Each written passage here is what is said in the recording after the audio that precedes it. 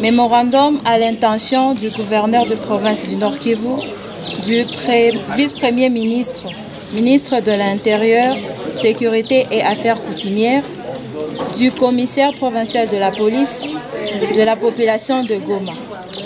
À l'issue du dialogue qu'a organisé le Congo Peace Network sur les thèmes portant sur le respect de l'exercice de liberté publique pour la construction d'un état de droit en République démocratique du Congo, il a été question, lors des travaux de Carrefour, d'identifier les causes et les attitudes qui freinent l'applicabilité de lois promouvant la jouissance des libertés publiques dans son entièreté et proposer des pistes de solutions pour rendre ce droit une réalité. Ainsi, nous participants recommandons ce qui suit. L'autorité et la société civile pour un rapprochement de points de vue. 5.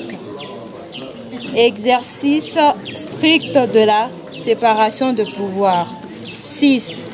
Le respect du processus de recrutement des éléments de la police. 7. Améliorer les conditions de travail de policiers. 8. Capacitation en permanence des policiers. 9. Sensibiliser la population sur leurs droits et leurs devoirs. Fait à Goma. Au fait, concrètement, on m'a demandé de venir pour essayer un peu d'exposer sur les libertés fondamentales, les libertés publiques en RDC et plus précisément parler du respect et de l'exercice de ces droits.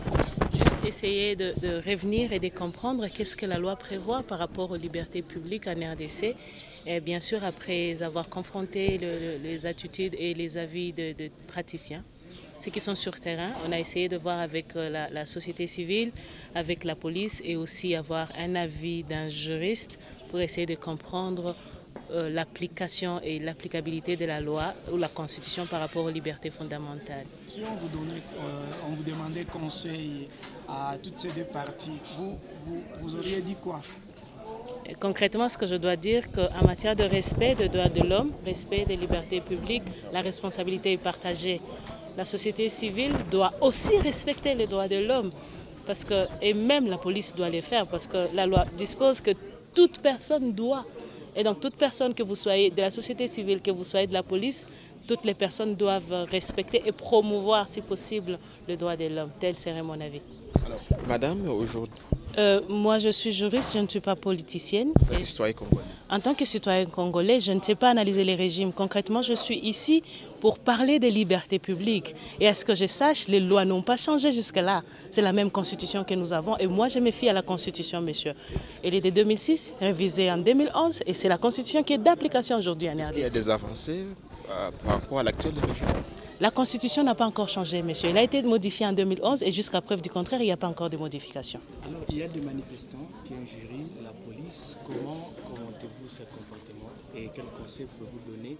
Est-ce qu'il y a des dispositions légales qui interdisent cela? Oui, par rapport aux manifestations, je pense que le régime qui est d'information, oui, avec toutes les conditions. Cependant, par rapport aux injures publiques, je pense qu'il y a une autre procédure qui peut s'ouvrir. Parce que les injures publiques, c'est une infraction en droit congolais. Il ne faut pas injurier quelqu'un. Et vous pouvez aller devant une juridiction pour réclamer vos droits et pour que la personne qui vous a injurié soit sanctionnée. Et donc les manifestants qui injurient les policiers n'ont pas ces droits-là. Et je pense qu'un policier averti aussi a une procédure pour qu'il revendique son droit à son intégrité. Et ce policier, la victime de ces injures, il faut qu'il réagisse, disons en tirant par exemple sur les manifestants? Non, je ne pense pas. Je pense que même la loi de 2011, la loi organique par rapport à l'organisation de la police nationale congolaise ne le prévoit pas.